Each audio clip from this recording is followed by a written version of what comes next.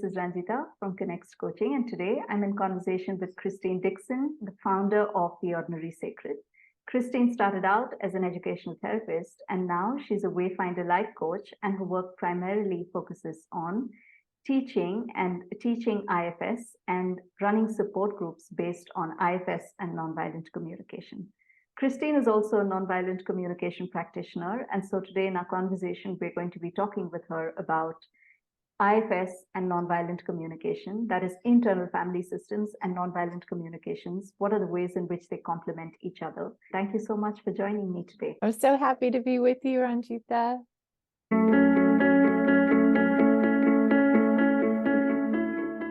I just briefly mentioned internal family systems. Could you say more about it? What exactly is IFS? The founder of Internal Family Systems is a man named Richard Schwartz, and he actually wrote the textbook on what's called family systems, which is a therapy where you look at the different people in a family and how they relate to each other and the roles that they have and the different, how that kind of affects their life.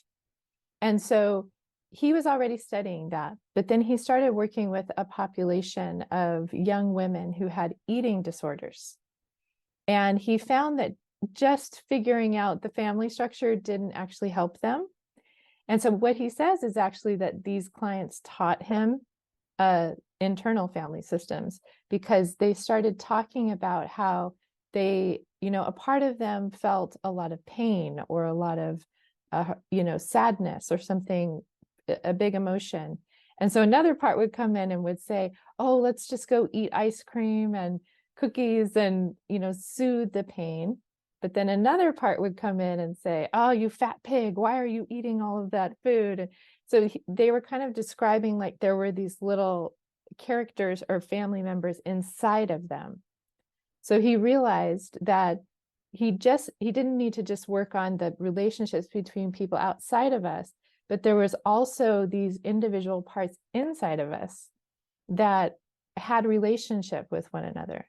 And as he went on, so kind of for me, the kind of three big things to know about IFS are that we're all multiples, that we all have these kind of inner family members inside of us. Like a lot of people talk about having an inner child and an inner parent and things like that. It's a little bit like that.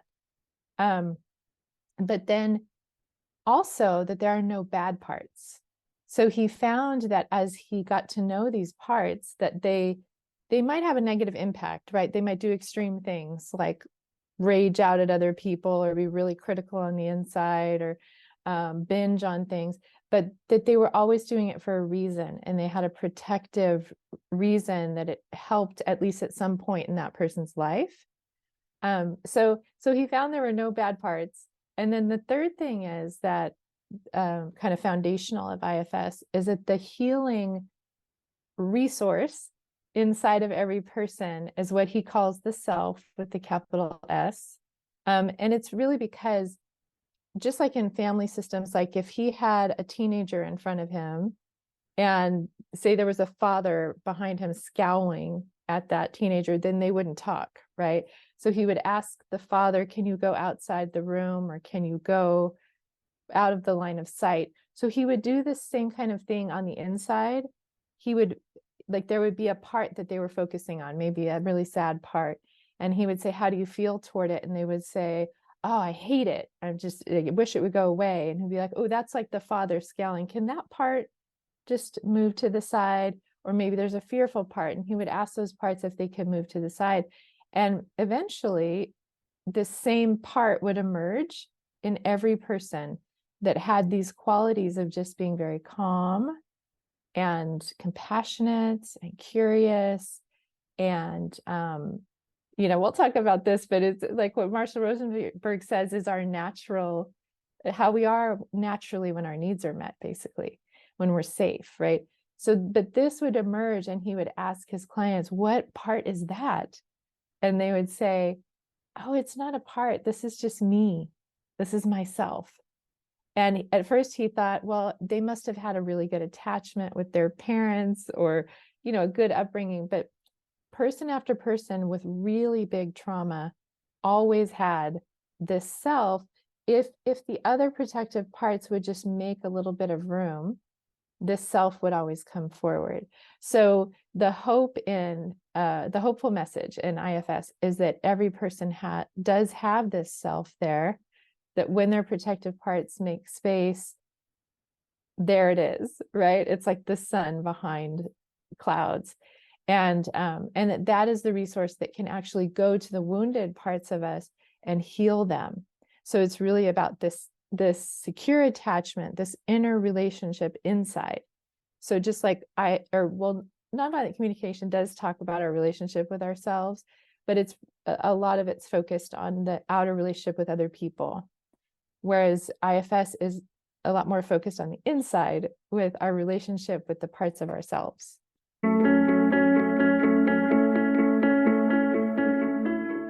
What you say about the self and relating to oneself, we'll come to that in a moment.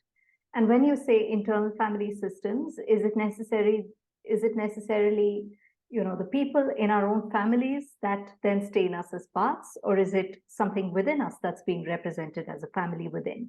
Both and. So the understanding, and again, this is what I love about the way that Dick Schwartz, Richard, also named Dick, came up with this, is that he said he was just open to learning from his clients, to just whatever they were telling him and the experiences they were having. And then he started noticing it in himself as well. So I encourage even people who are listening or watching this to just observe yourself. Observe, when you sit maybe in meditation and you observe your mind and you observe your body and your emotions, you can have parts of you that have very different points of view, right? Like one that says, my son's going to college and I'm so excited for his new adventure. And another one that says, my son's going to college and I'm so sad. I'm going to miss him, right? And they're not mutually exclusive. They can hold different points of view. And sometimes we can have parts that hold energy from, like, say we have an inner critic, right? That even sometimes people will see their parts inside, like a visualization. Other times people kind of feel where the part is in or around their body. There's different ways you can experience the part. Like sometimes when a part takes you over, you might have a certain posture. You might start sounding like a teenager. I can't believe that, and so your tone of voice will change, but it's just an indication that there's like a certain part that sometimes is stuck at a past time that holds a certain point of view or energy, or what we call a burden, right? So maybe they took on the energy of a critical parent. So this part now took on critical energy to point at another part of us that it thinks is shameful. And if we inquire inside and we really get curious with it, we'll find out that it took on that job to protect us from our father, say, or from the external critics on the outside. So it said, if I do this to you on the inside, then you won't have it done on the outside. So it's not actually your father, but it can take on energy from other people in order to try to protect you in whatever way that it thinks. But these are actually, I know it sounds strange to some people, but they are actually like little people inside of us. Like they're full personalities, and sometimes they can be stuck at earlier times in our lives. So just a quick example. For example, the other day, I had a big workshop that I was leading. And right at the time of the workshop, my internet went out. And I couldn't even inform people beforehand that I was just not going to show up at this. And I became what we call blended with a part that felt like, I am going to be punished. I made a mistake. I did something wrong. I'm going to be hit. Like when I got curious about it, I realized later that I was actually blended with a 3-year-old part that truly perceived that I had done something wrong and then had this fear of being punished. So sometimes we'll do things and we think, oh my gosh, I regressed to a younger age, but it's actually a part of us that has been activated by whatever's happening in that moment, and we can go to them and listen to them and comfort them. So yes, they are individual parts. They can take on energy from others too.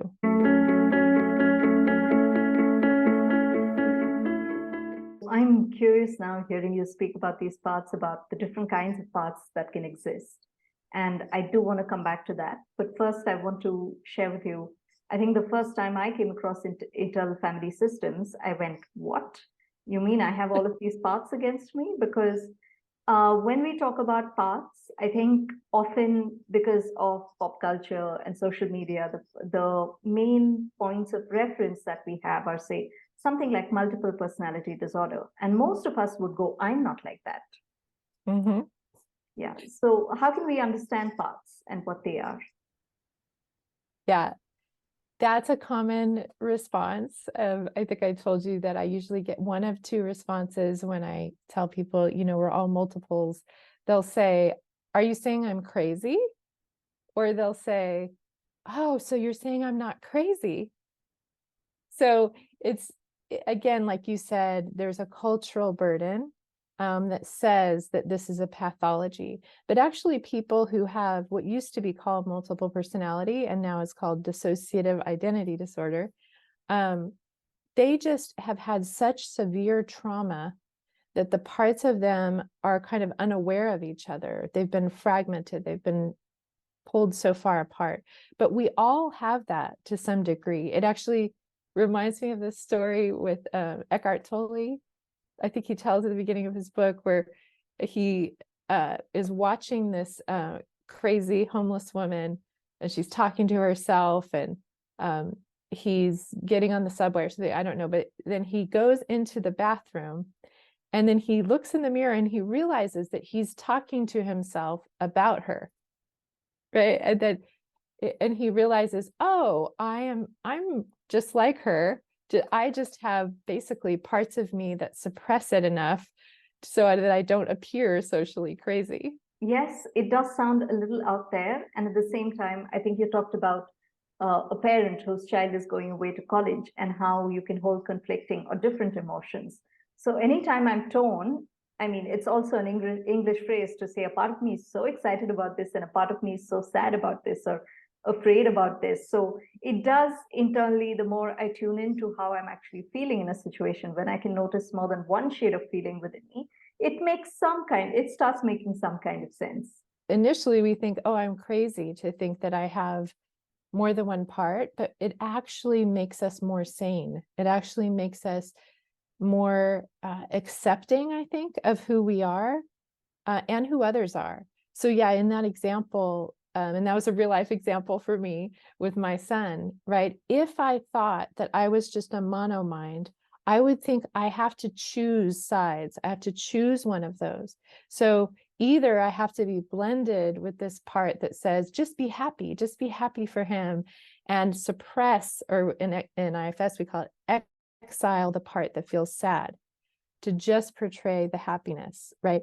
Or maybe I'm just so blended with the sad part that I'm just grieving. I want everyone to know I'm grieving. So I have to exile the part that feels excited for him. But when we understand that we have multiples, there's a both and, an all and, right? Because there's also another part I identified when that happened that was going through my whole mothering journey and judging all the things I had done wrong and I wish I had done. And I could be with all the parts that were there with me in that moment in a loving way and not feel like, there was only space for one of them. And I guess in a way, when we believe there's only space for one of them, we can be so hard on ourselves and tell ourselves that we shouldn't be feeling excited or we shouldn't be feeling sad about what's happening to us. And we end up cutting off a part of us almost. Yes. And I found that it's so helpful when we are aware of the different parts of ourselves, we can then communicate that to other people. And it's actually really helpful, rather than say I'm angry with someone because they crossed a boundary for me.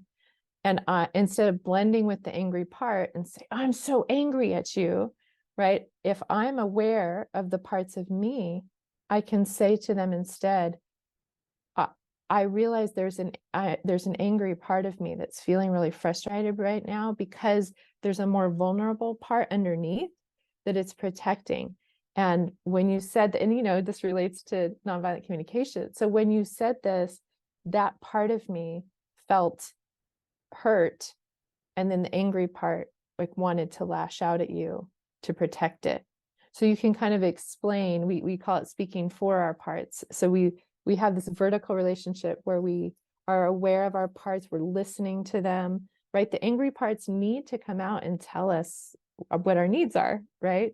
And so we listen to them, and then we turn, our self turns and talks to the other person for them. So having that awareness of our own parts helps us communicate it to others. And then we can also see the parts in someone else. And when they act out in any way, again, relates to nonviolent communication, we can say, I wonder what the need is underneath. I wonder what that part of them is protecting. So you talked earlier about the different kinds of parts that we have. What are the different kinds of parts that we do have? And is there like a uniform number of parts we all have, or does that differ? How many? There's not a specific number of parts per se, but what Dick Schwartz has found and others who, you know, worked in internal family systems is that we're kind of born with a certain number of parts, and then at certain developmental ages, more parts kind of come online. That's why we'll have parts kind of when we get to know them, we can ask them how old they are, and they are at different ages. And what's fascinating is some of the strategies that those parts still use in our adult lives today really match up when we ask them their age with developmental strategies at that age. So they kind of get stuck using that strategy. But there are actually 3 different kinds of parts. In some ways, there's 2. So there's protective parts, and then there's what we call exiles or wounded parts. And the protective parts are protecting the wounded parts, but there's 2 types of protectors. There's managers and firefighters. So what happens is, so parts they are not automatically exiles, managers, or firefighters. They're just valuable parts of our inner family. They take on those names when they experience some kind of trauma or attachment wound. So then they take on what we call a burden. And this is always what we're trying to heal. We're never trying to get rid of a part. We're trying to help it release its burden, right? So some of our most vulnerable parts are the ones who take on the wounds when we have any kind of trauma or attachment wound. So the burdens for them are really painful beliefs like I'm not enough, I'm unlovable, no one will accept me, you know, and they have these really big emotions like panic, terror, helplessness, grief. So they really threaten to overwhelm our system when they get activated, right? When something in our environment activates them, that's when we feel this flood of emotion and pain. And so the protective parts, the managers are usually trying to suppress those. So that's why they're exiled. They're pushed into our subconscious or even unconscious a lot of the time so that we can function in the world, right? So those protective parts or those manager parts suppress them in lots of different ways. They might criticize them and try to get them, shame them and try to get them down. They might try to make you look perfect or please everybody just to make sure that nothing in your environment activates those parts. However, it doesn't usually work, right? So when those painful parts do break into consciousness, that's when the firefighter parts come in. So if you think about a firefighter, a real life firefighter, once your house is on fire, they're coming in and they just want to get rid of the flames. They don't care that they are destroying your furniture and your paintings or whatever, right? They just want to get rid of the flames. So a firefighter part usually has a strategy to escape or numb. So those are our binging behaviors. Could be alcohol, drugs, food, scrolling on social media. It can be our dissociative parts or even self-harming parts, suicidal parts, because suicide is the ultimate escape. It's like this pain is too much. And that's usually like the kingpin of the firefighters. So again, it's like this two-tiered protective system. But the first step is actually to build relationship with the protective parts and to give them this hope that there is a resource inside the self, that if they'll make space, the self can come in and heal the wounded parts they protect. And then they can relax naturally on their own. There's never any shaming. There's never any judgment. It's, I see how you're trying to protect even suicidal parts, even self-harming parts, even raging parts. I see how you're trying to help. What if there was a better way? In a way, you could say that these firefighters they have tragic attempts. These are tragic attempts at meeting needs. Yes.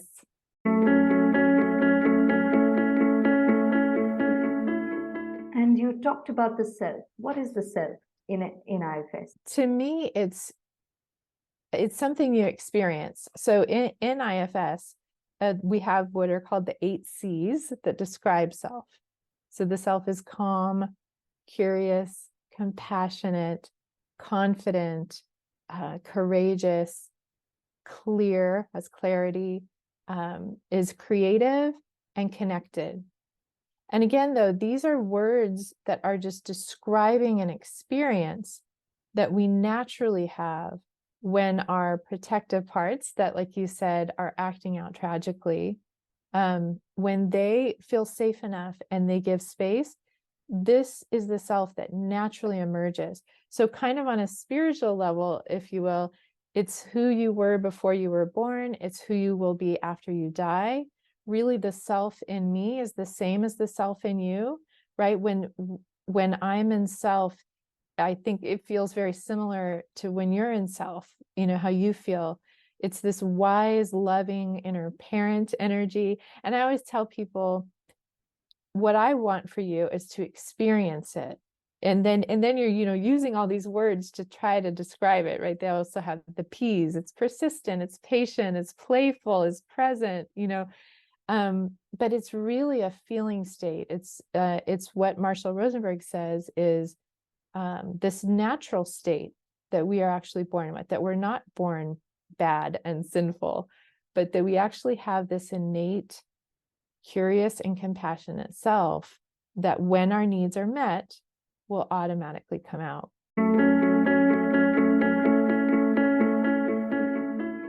That's a segue into talking about how NVC relates to IFS, because a lot of what you're talking about as the self relates to what Marshall Rosenberg said is a natural state. Compassion, the state where we enjoy giving to others. So how did you come across NVC, and how are NVC and IFS related or complementary? I like to say I met NVC and I met IFS because it just felt like this magical meeting. But I actually met NVC about 10 or more years ago. So I met it before IFS. And I feel like it really prepared me for IFS. But I actually found the book in the library, Nonviolent Communication by Marshall Rosenberg. And I describe it like a, you know, moment. But I took the book home, I read it, and at first it was very challenging for me because, like many people, I grew up in a very authoritarian culture, right? The religious and cultural burdens of shaming, judging, coercing, you know, using punishment and violence to get people to do what you wanted them to do was just so sanctioned that, and this belief, you know, from my religious upbringing, that I was bad at my core, right? So in reading Marshall Rosenberg's book, those things were challenged, but I could see that it was ineffective, right? At that point, I was a mother of young kids, and I was starting to question things, right? My children would hit each other, and I was supposed to hit them to get them to stop hitting, right? I started saying, wait a minute, this doesn't make sense. This is not effective, but I didn't know any other way, right? And so when I found nonviolent communication, it was like, oh my goodness, there is another way.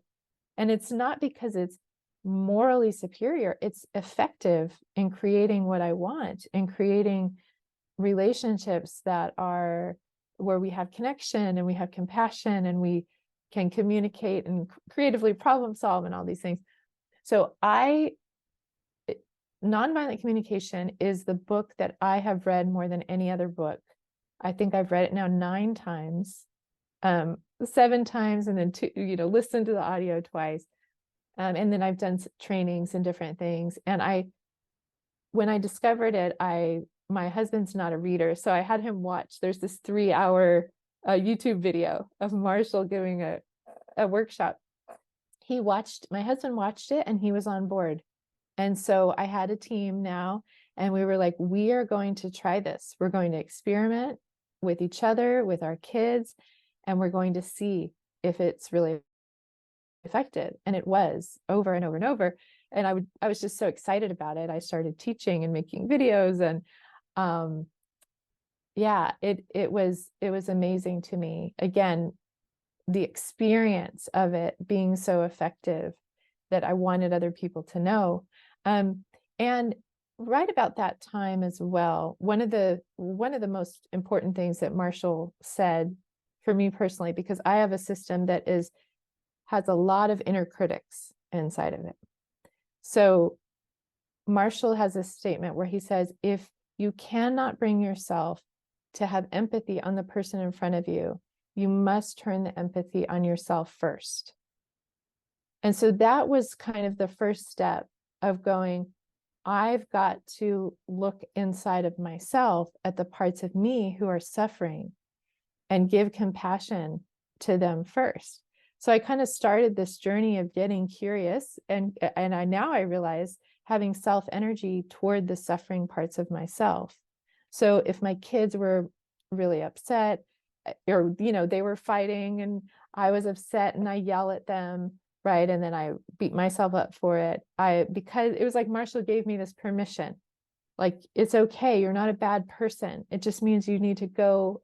I would go to the laundry room and I would say, oh, you're so angry. I'd say, yeah, I'm so angry, right? I was having a conversation inside. I'm so angry. Why can't they just behave? I'm so tired. And I'm listening to this part of me. And then that part would calm down just by being witnessed by myself. And then I would be able to emerge with that natural self energy, that natural desire to get curious and have compassion on my kids. And I didn't have to force it. It just came naturally because I had given it to myself first. So Marshall was really the first person to point me toward that. And then when I met IFS, it just made sense. Oh, yes, of course, we have to have this relationship inside. So to answer the other question of how are they compatible? So just like you have polarized people on the outside, people who are in conflict, right? Who have different points of view, competing needs, and they're acting out against each other. You also can have that on the inside. We have polarized parts where there's a part that really wants you to work to get your worth, and another part that's pulling you toward procrastination, or maybe, has the value for rest and play. And they are at war inside of you and you feel stuck, right? So you bring the self, I say, naturally speaks NVC. So the self comes up and mediates the parts inside of us. So it's kind of like IFS is NVC on the inside and NVC is IFS on the outside. So when you talk about the self holding space, even when I'm in a self-empathy process, is that myself then holding awareness of how my parts are feeling and what they're needing? Yeah. Yes. Because if you think about it, when you're in a self-empathy place, that is a relationship. It's who's having empathy on what, right? So if you say, I feel sorry for myself, or I'm so frustrated with myself, what's really happening is one part feels sorry for another part, or one part feels frustrated with another part. But when you are in that natural place of curiosity toward what's happening inside of you. And then once you know what's happening and you naturally feel compassionate toward it, and you're not afraid of it, right? There's courage there, and you're really connecting to the parts of you. Yeah, that's the self. So another person that helped me was Thich Nhat Hanh, who was talking about compassion outside with other people, and was saying that one of the most powerful things you can say to someone who's suffering is, beloved, I see your suffering and I'm here. I'm here with you. You're not alone. So that actually became the phrase that myself would use toward the suffering parts of me. So if someone said something to me and I felt a really hurt part come up in me, I would go, usually privately, like to the bathroom or the closet just for a few minutes, and I would put my hand on my heart and I would say, beloved, I see your suffering and I'm here with you. You're not alone. And that part would just relax, right? So it really is like the self giving attention to the suffering parts of us. So in a way, the self is the compassionate witness of everything that's unfolding within us. Yeah, that's exactly right. And it's not just, it's not just for the wounded parts. It's also a compassionate witness for the parts that don't seem so good, right? That inner critic, or the part that's lashing out at other people and raging at them, right? Just like we, in nonviolent communication, we can get curious when someone's lashing out at us, and we can say, oh, this is a tragic expression of their unmet need. I wonder what their need is. And we drop into curiosity. We can't have judgment and curiosity at the same time, right, for that person. But we can also do that on the inside. When we have a part that's lashing out at other people or lashing out on the inside, we can get curious, we can turn toward it and say, oh, wow, you're really upset. Tell me about it. What's going on for you? What's your need? Because usually when an inner critic comes up, it'll say things like, you're so pathetic. You did that so wrong, or something like that. And I'll say, who am I? Who are you pointing to? Who did something wrong? And it's usually pointing to another part that is extreme, maybe a performing part, right? That it thinks is being fake, or maybe it's pointing at the raging part, or maybe it's pointing at a weak part that's feeling sad. And I say, so tell me who you're pointing at that you think is a problem, and can I go to them and love them? So I'm loving the critic, and I'm loving the part that it's criticizing. There's room for all of them. Often even getting in touch with our own feelings and needs can be challenging. And now I have all of these parts that I want to be aware of. How can we get started? And how do we even get started with being more aware of the parts that we have? Yeah, that's a good question. So what I like to tell people is to start with a noticing practice. You don't have to know the full personalities and all the information about parts from the beginning. It's just like if you were a teacher and you were starting on the first day, say you were a junior high school teacher, and you had, 7 or 8 periods of 20, 30 students, you don't know a lot about any of them at the beginning, right? But over the year, you get to know little details about them, and you know their names and you know their personalities. So over time, you will get to know things. You don't have to know it immediately. The first thing is to just notice evidence of parts.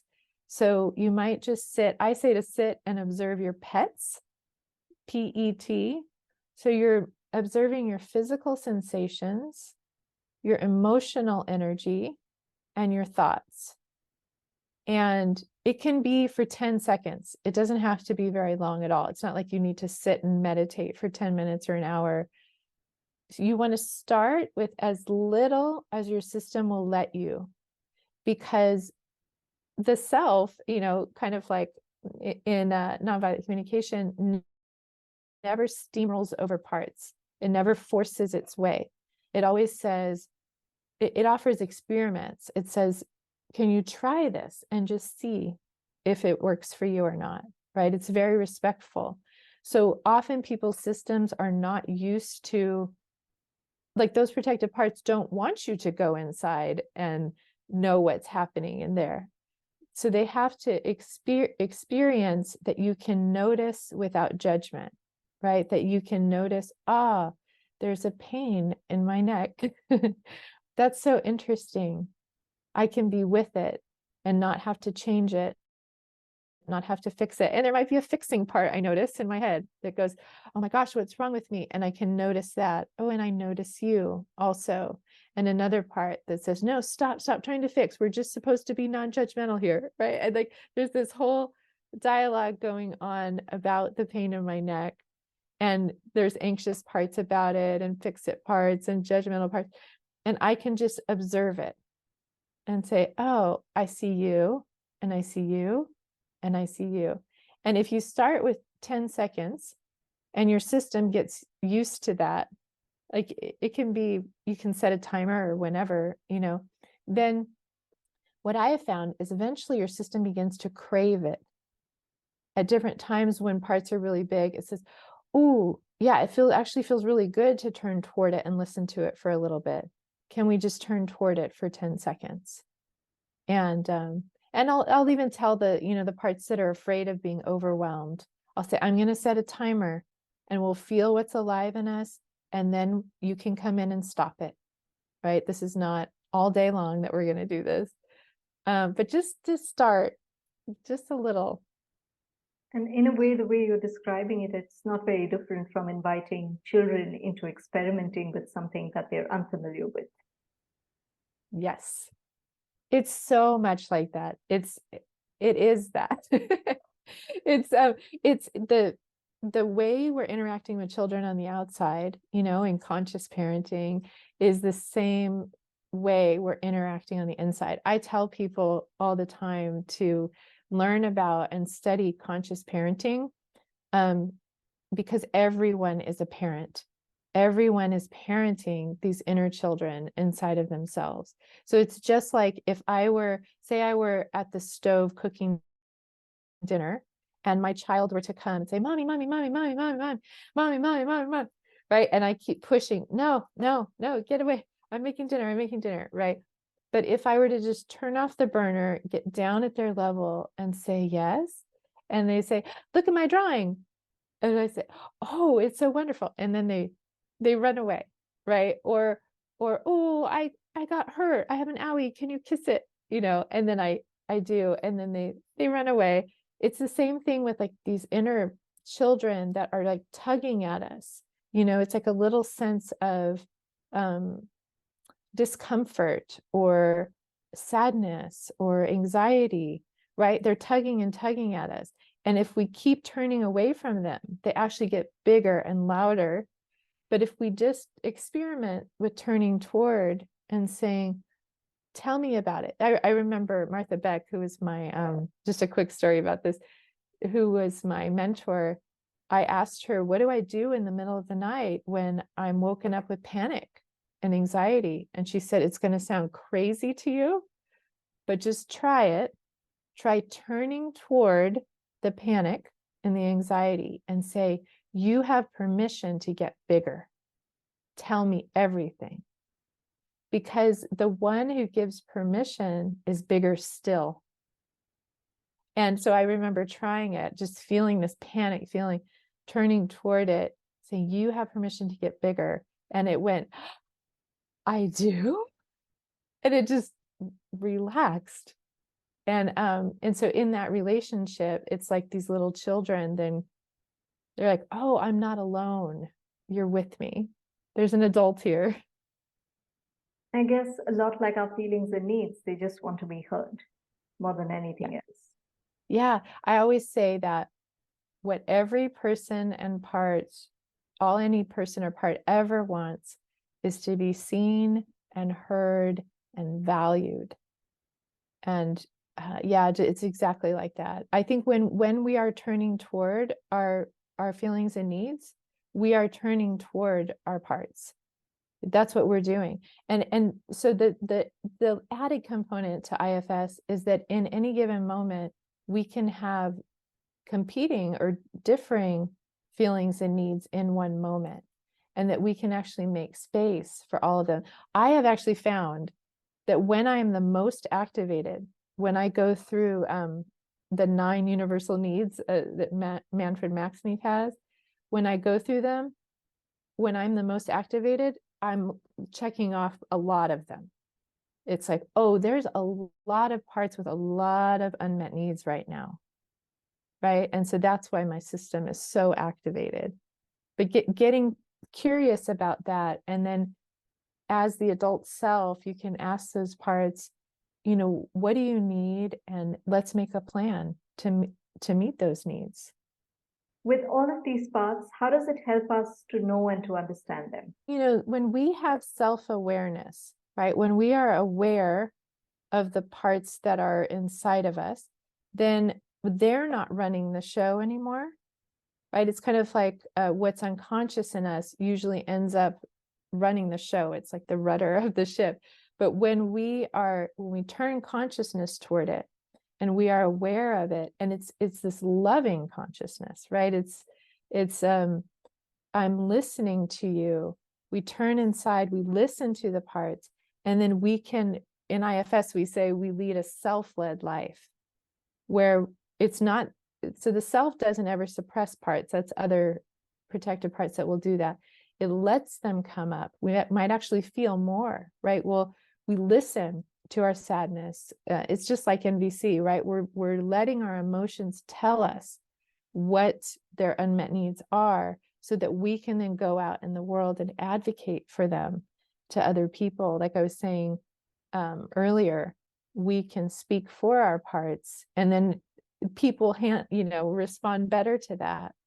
And then we can get curious about other people's parts, and we have better relationship with each other, and we just have more harmony inside. So rather than a raging part or maybe a self-deprecating part being controlled and blended by that, we're now aware of it, and we can have relationship with it, listen to its valuable message, and advocate for it. What about our relationships? We know with NVC, it actually gives us a concrete framework with which we can learn to engage with people with a lot more compassion.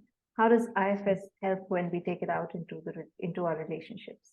I feel like IFS and NVC just go hand in hand. They're very similar, because being self-led in a relationship looks like NVC, right? It is because, like I said, to me, the self's natural language is NVC. So it doesn't have to be like this rigid formula. It just naturally is curious about the other person's emotion that they're showing, and what are the needs underneath, and what parts are coming out for you, and is there a vulnerability, and what do you need from me, and then checking in with myself. Can I meet that? Or do I have parts that have competing needs, right? So it's the self-leadership is nonviolent communication.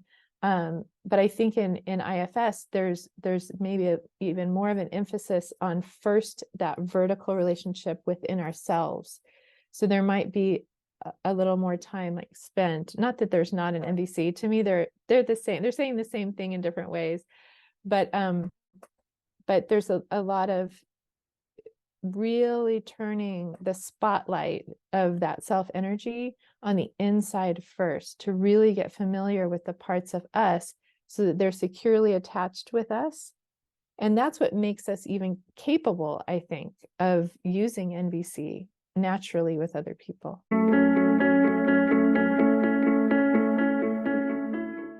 IFS, much like NVC, can be a practice that we follow to understand ourselves better. And I also know of it as being a therapeutic modality. So are there specific kinds of challenges or issues that IFS best supports with? You know, so yes, IFS is internal family systems therapy. So it is a therapy, but it really is a daily life practice of, I say, bringing this curious and compassionate attention to everything that's alive in us in each new moment. So it really is a lifestyle in that sense. But we can also do really deep pieces of work where essentially our self, or if we're with a practitioner, the practitioner helps a person's self gain some self energy so that they can relate to their protective parts, befriend them, get to know why they're doing what they're doing, and get permission to go to the wounded parts underneath. There's always permission every step of the way. And then, because if you go to a wounded part without permission of a protector, there will be backlash, right? They get very, very upset because they don't think it's safe, right, to go to that. So we always get to know protective parts first, and then we go to the wounded parts. And there's this beautiful process of where we witness what happened to that trauma in that trauma memory. Sometimes it's complex trauma, so it's lots and lots and lots of memories that need to be witnessed by a compassionate witness.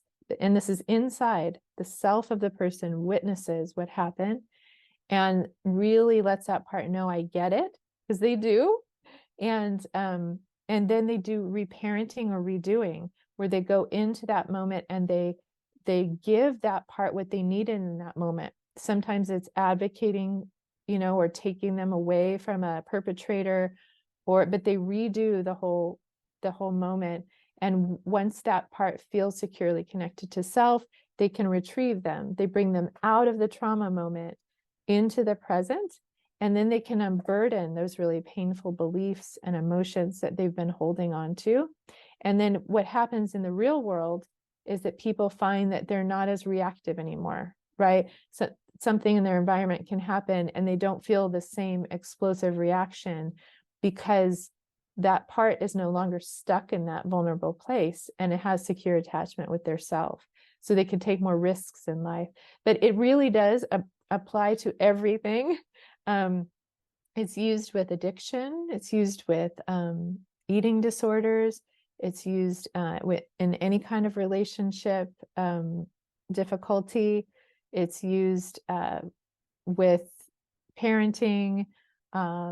It's, when with people who are suicidal, or so in IFS, there are actually no pathologies. Everything can be explained by the fact that people's systems have learned to protect themselves. So there's nothing wrong with them. It's actually something right with them, that their system had to say, take on this protective measure where they isolate themselves from people or they dissociate, right? They had such severe trauma that this part learned that if I just take you out in your mind where you're just kind of not aware, that's how I help you, right? So, manic depression, say, right? There are anxious parts and there are depressed parts that tamp down the emotion, and they've learned to do this for a reason, and we can befriend them and we can go to the root, we can go to the wound that they protect and we can heal it. So it really is effective with everything.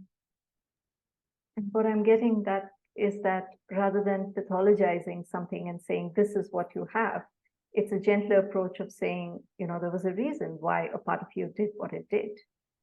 Yes. Yes. I say this probably every day to clients and people in my groups, that you make sense. I may not know the history right now, and even you might have parts that are keeping you from the full knowledge of why these parts do what they do. But I know from working in my own system for thousands of hours and working in other people's systems for thousands of hours, you always, always make sense. There's a point at which that protector will let you know what happened and what it's saying. I'm never going to let that happen again. And so that's why I'm doing this. And then once you understand that, you can genuinely express appreciation for these parts that even do, really extreme things. And you can offer, can I update you? We're actually an adult now. And it's funny, you will actually tell some of these young parts, you'll ask them, how old do you think I am? It feels kind of like a waking dream. It feels like you're receiving an answer from the part without thinking it up. You have to ask thinking parts also to give space. But you'll ask, how old do you think I am? And they'll say, you're 5. You'll say, actually, I'm 48. And they go, oh, what? It's funny. They really don't know. So you do a whole updating process, right? Of this is my life now, and these are the capacities I have, and I'm actually safe now. It's fascinating.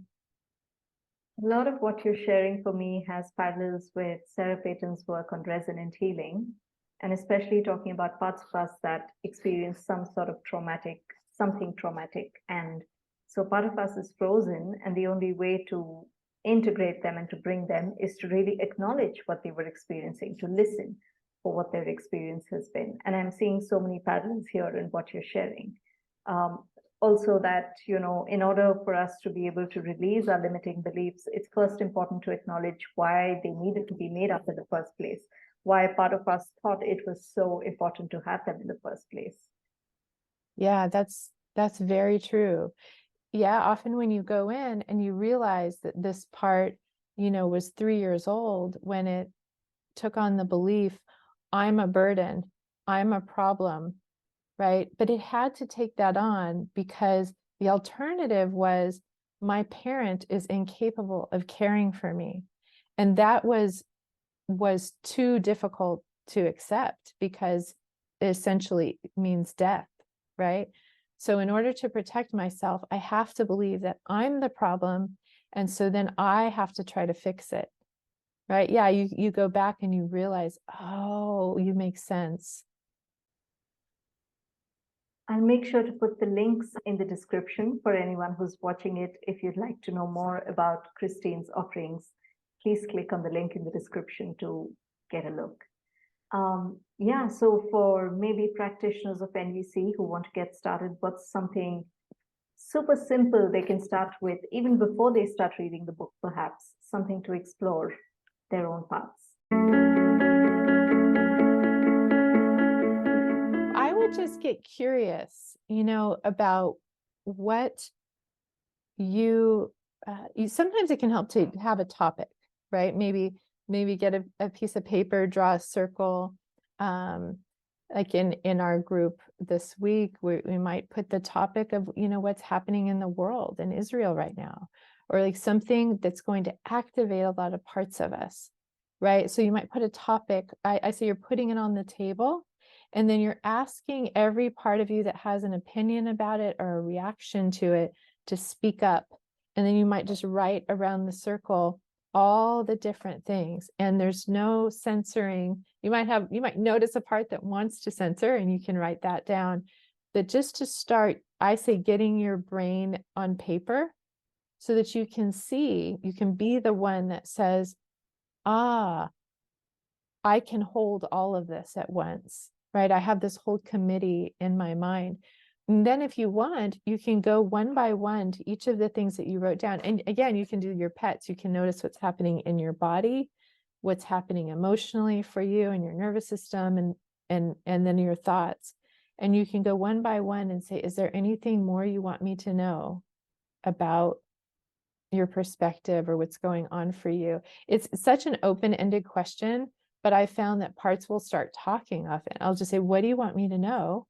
And they just start, I want you to know that this happened for me, and this is why I feel like this, and I really want this to happen, and I feel so helpless. And and again, you're just listening like they're little children, and then you might ask, what do you need?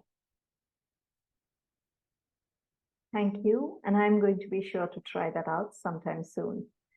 So thank you, Christine, for joining me today. I've really enjoyed this conversation. And to those of you who are watching, I'm going to put links to Christine's work, her Instagram and YouTube channel, and her offerings in the description. Make sure you check it out. And Christine, thank you so much. It's been a pleasure speaking to you tonight. It's a pleasure for me too. Thank you, Ranjita.